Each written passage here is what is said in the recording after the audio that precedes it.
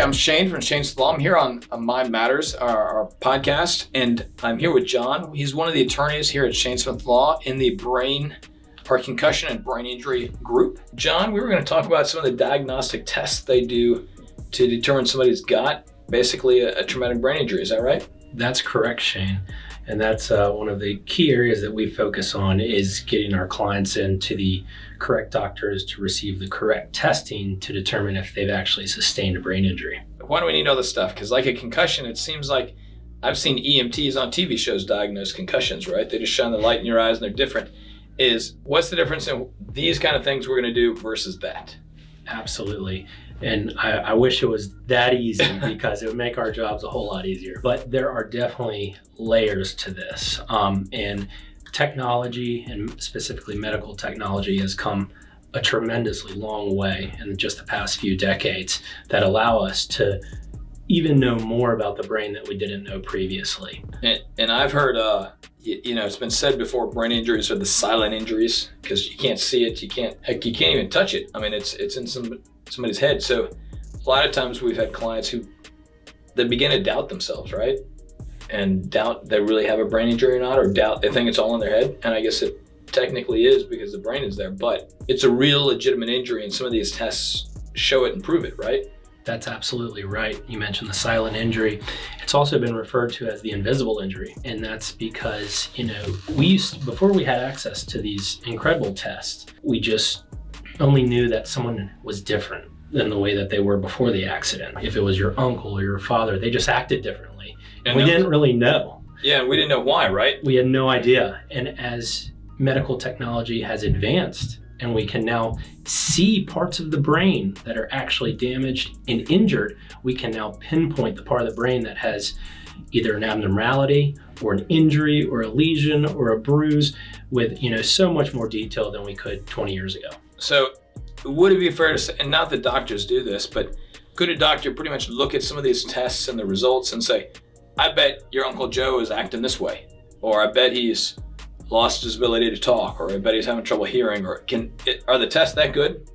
That's correct. At this point, the tests are that good, where we can pinpoint the area of the brain that is responsible for whatever function the injured person now has a deficiency in. So if all of a sudden they start not being able to find certain words or slur their speech or have memory issues, we can now corroborate that with the actual brain scan and see if that part of the brain that controls memory and speech has been affected or has a bruise on it or a lesion. So we pair the two things up and it gives us pretty darn conclusive evidence. So in the past, they've been able to basically map the brain and say, these are the areas of the brain that pretty much control certain areas of life, basically. Is that right? That's right. While we don't know everything about the brain, we've got it pretty down pat what each portion and segment of the brain does to control certain parts of the body, behavior, cognitive function. We feel pretty confident, and the medical specialists do, about what the brain does in each one of those area. So broadly, they know about what it is, and even more specifics, I guess. And they're going to continue to learn more and more, obviously. I mean, yes. In the last 10 years alone, mountain of knowledge about the brain continues to grow exponentially, I would say. That's right. It seems as though it's speeding up at this point. As we realize and uncover these things, every year we're just learning more and more at a much faster pace. All right, well, what are some of the tests they would do on here? Because like I say, I know the EMT test with the flashlight, but I mean, these are fancier tests, right? So right. Fancier, more expensive, and probably much better than that one. Oh yeah. The one you mentioned is something called the Glasgow Coma Scale. And this is a test that, it's used to measure the initial severity of the injury. It's not so much used to assess if someone has sustained a mild traumatic brain injury. It's more to assess consciousness and the level of emergency. So okay. EMTs use it a lot, first responders, and the scale actually has a whole criteria list of, it measures eye response, verbal response, motor response. And specifically like with eye stuff, it'll look at spontaneous eye movement, to speech, to pain, and it'll give you a score number. And at the end, when they go through all of them, if your score is around a 15, you have a mild mild potential mild injury. Comatose, it means that it's like 8 or less, and then severe would be like you're completely unconscious. Right, so the lower it is, the worse it is. That's right. And we see that a lot of the times that initial score may be worse than what the EMT grades it.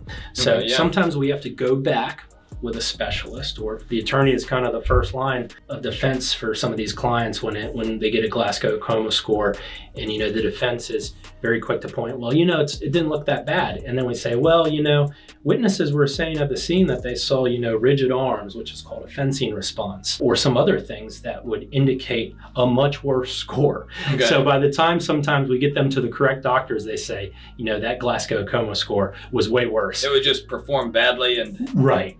Or stuff at the scene, and this is it's no blame on the first responders. It's just sometimes car crash scenes are hectic. Yeah. Sometimes a car is on fire, sometimes it's an emergency situation. Medicine's not perfect at that level. Okay. But then once we have the benefit of hindsight is 2020, then a neurospecialist can come in and say they probably had a much worse injury. Because in EMT at the scene, he's primarily trying to make sure you don't die.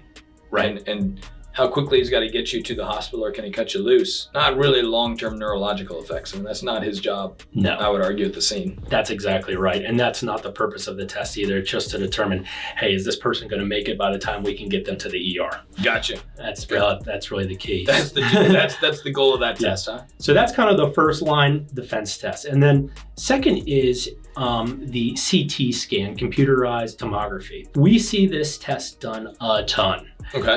Especially in the ER. Its primary purpose is to rule out neurological emergencies as well. So typically skull fractures, swelling, bleeding in the brain, hemorrhages, the real serious stuff. So this is the stuff that's going to kill you if it's not addressed in the next hours or minutes or days.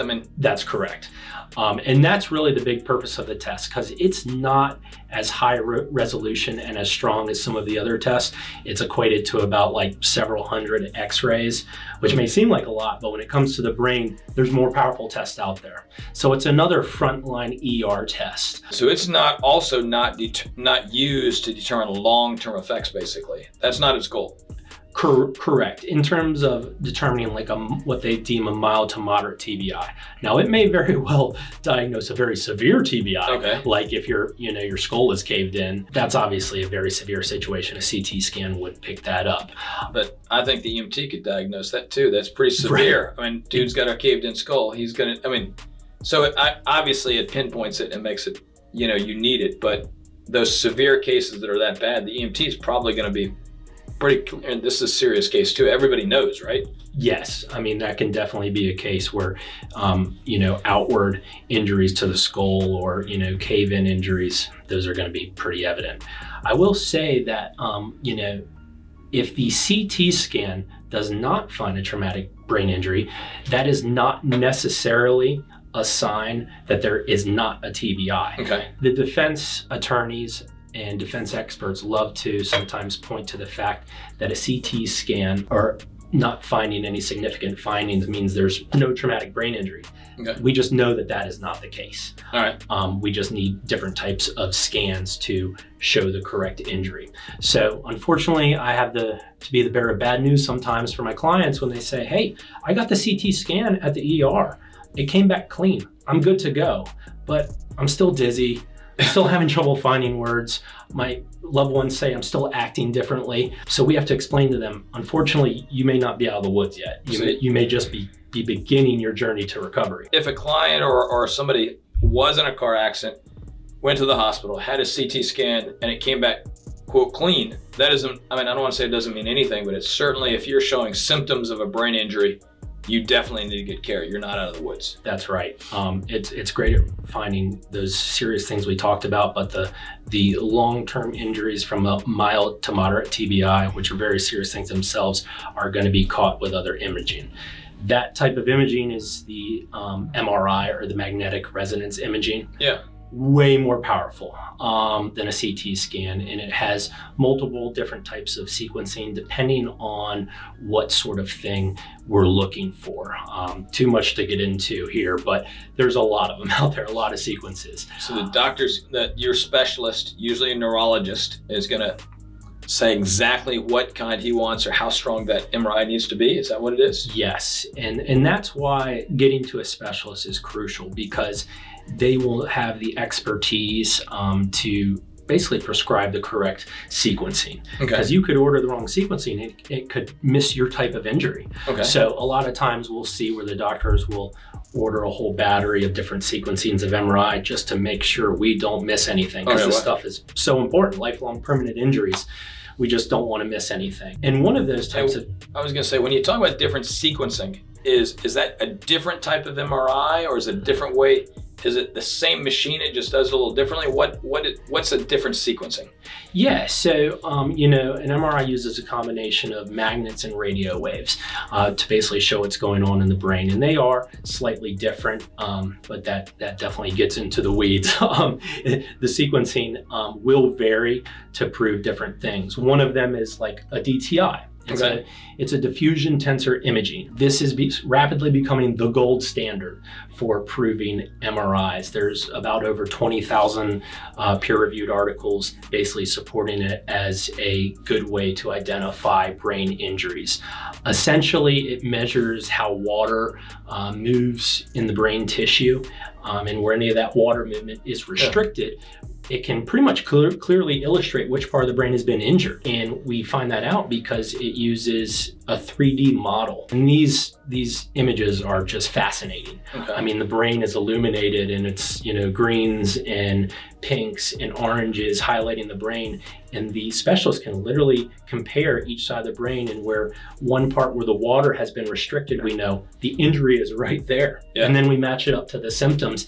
And I said it before, it provides such conclusive evidence of the brain injury, because we can clearly see it now on 3D imaging. It's the future is here. I was gonna say, it sounds like something right out of Star Trek. Or, it really is. It's almost to that level. It's really eye-opening. And when we first saw these reports and this type of imaging, just everyone in the industry and the community was very excited. Now, I want to go back just a little bit to the different type of sequencing, because are you basically saying, though, if the doctor ordered the wrong sequencing, you could have a clean MRI, and if he'd ordered the right sequencing, it would have shown the brain injury? Is that? Unfortunately, that is the truth. And what that means is that a lot of the times, if your case is in the hands of someone who's not a specialist, who's not actively doing these types of cases, not the right doctor, then the wrong type of sequencing could be ordered. Really? Okay. And your injury, you may still have it, but we just haven't identified it yet. So I get my quote clean MRI. My regular doctor refers me for a brain MRI 3 months after the wreck, and it comes up clean. That doesn't really, I don't want to say it doesn't mean anything, but it certainly doesn't mean I'm all better and everything's in my head. That's right. Just want to put that out there, because I see a lot of MRIs that are ordered and they come back, well, clean, and people are like, well, good. And they feel so much better, but their family still says you're acting crazy, you're forgetting things, you're dizzy, and they're like, yeah, but I got an MRI that says I'm good, right?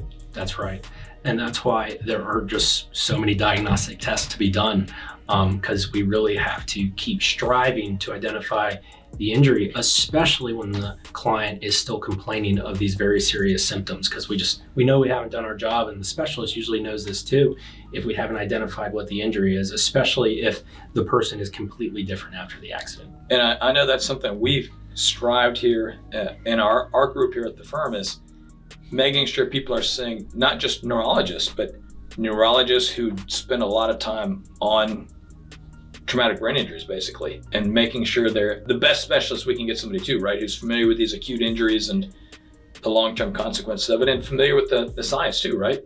Absolutely. And that's really why we strive to find the absolute top people in their area, because we've unfortunately seen situations before clients have come to us and gone to their own neuros where they reach a dead end. And it's very frustrating. And you can imagine, if you're in this serious injury, you're a high performing professional, or you used to be a top performer at your job and now you can hardly do half the hours you used to do. Your family says you've completely changed.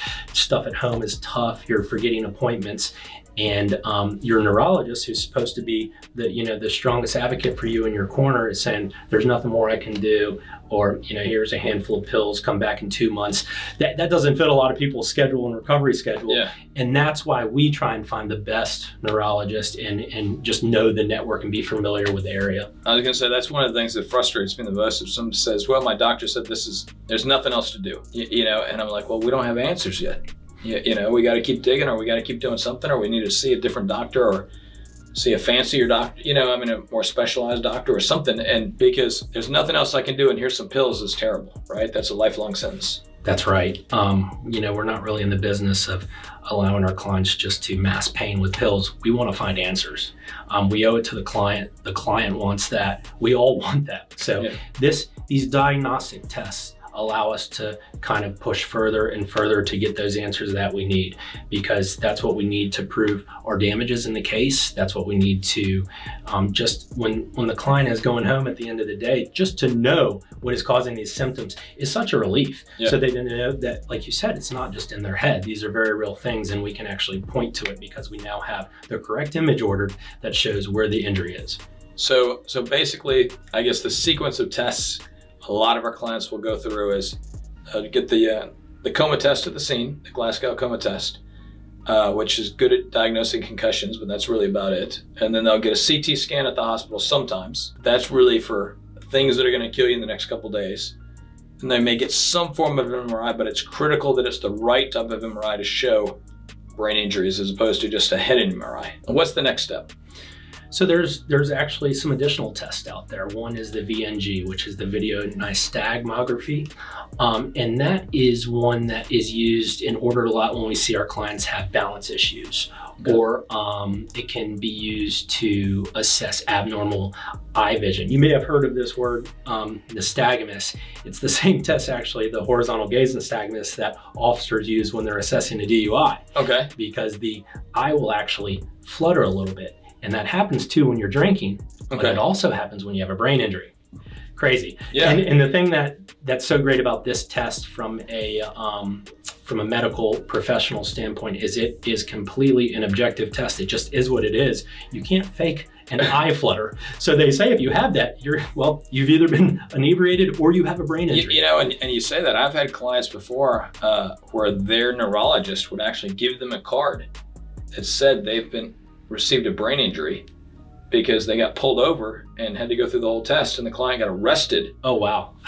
So that neurologist started giving out cards that said, "I've got a brain injury," and it was like, if you're, get pulled over for something, give this to the officer so they, know it's legitimate kind of deal. Yeah. Because, like you say, it's the same evidence. Either you're inebriated or you've got a brain injury. Wild, yeah, that's interesting.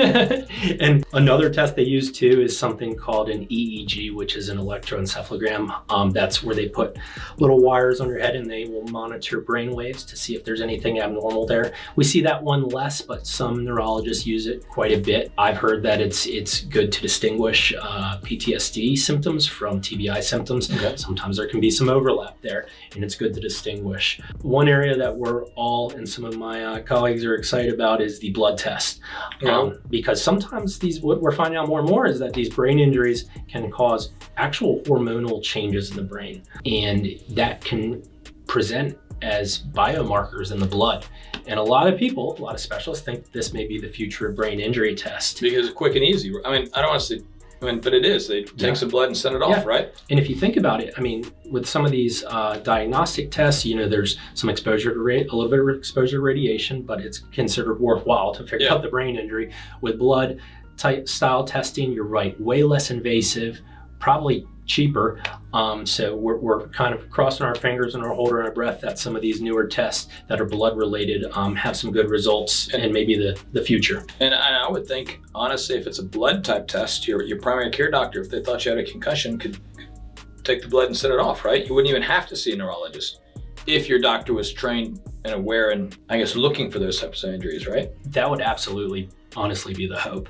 It means that we would catch so many more brain injuries if it was just more readily available, cheaper, and easier, to the point where it's like a standard panel that your primary care physician, or even, who knows, an urgent care could order for you. That would make our jobs way easier in terms of catching these things. All right. Yeah. So we talked about a ton of tests here that can be used to diagnose and find a brain injury, from the general, early stages, to something much more specific and more focused, is what I would say. We missed any of them? Really the last one that we see used a lot of is something called a neuropsych test. Okay. This is the test before we had all these fancy, expensive imaging devices. It's basically like a PhD or a PsyD. Those are the credentials of these very smart people that conduct these. They implement a standardized test. Okay. And that standardized test is done, and it looks at all forms of cognitive abilities like memory, recall. It's a long test and it's expensive, and clients would do these. This is before these imaging. It is actually still done today and supported. Now the issue is that the test is very run-of-the-mill and standard. However, the interpretation of it is up for heavy debate. And what I mean by that is that, a lot of times our client will have a treating doctor. Well, the defense will go out and they will hire a hired gun, defense expert to basically, interpret those results in a way that were to say, you do not have a brain injury. You're making all this up. We see it time and time again. So it becomes a real battle. That's why we're loving these new tests. Gotcha. Because they are way hard to argue against. It's way harder for the defense to muddy the water when I have a clear 3D model image showing the part of the brain that's injured, and it matches up to my client's symptoms at the scene. Because, and I'm just gonna play the other side, right, or ask this question. We usually have correlation. I mean, we have the client's symptoms before the test is run, right? So these are in the records, everything is documented what the client is struggling with. Then they get the test results and they confirm everything that's going on with the client. It's not like you just go in and get this fancy test and then afterwards you're like, oh, well, I can't remember anything. I mean, it would be hard to fake all that in advance, right? That is truly the key, Shane. And that's the thing, is that, we have these clients that give us all these symptoms at their first or second doctor's visit. They don't get this imaging usually for months down the road. Okay. And so it's very insincere sometimes when the defense says that our clients, aren't as injured or they say they are, or they don't have the symptoms, because it's very hard for someone that doesn't have all these degrees and is a specialist to know all the parts of the brain that they were having injuries in, complaining of those complaints, and then later get an image and it's that exact part of the brain that controls the symptoms they complain about. Sounds a little ridiculous when you spell it out like that. Yeah, and that's why the defense does not like these imagings, and they fight to keep them out, because it's very conclusive. John, one, thanks for coming on the show and talking on Mind Matters, and it's always great to learn about the brain and concussions and TBI and how it affects the law. For our listeners, hit like and subscribe down below for more future updates from Mind Matters. And I'm Shane from Shane Smith Law. In pain, so I call Shane. 980-999-9999. In pain, call Shane.